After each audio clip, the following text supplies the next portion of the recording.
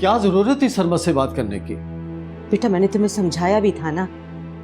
तुम्हारी बात का वो गलत मतलब भी निकाल सकता है, जानती हो तुम? न जाने क्या सोच रहे होंगे तुम्हारे बारे में। उन्हें जो सोचना है सोचने दे, मुझे कोई फर्क नहीं पड़ता।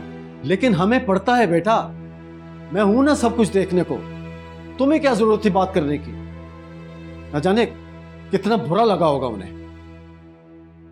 पापा मैं आप दोनों को इस तरह परेशान नहीं देख सकती।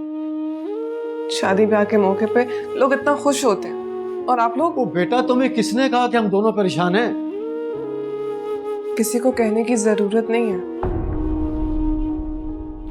तुम्हारी शादी की जिम्मेदारी मेरी है, मैं जानता हूं कि मुझे क्या करना है।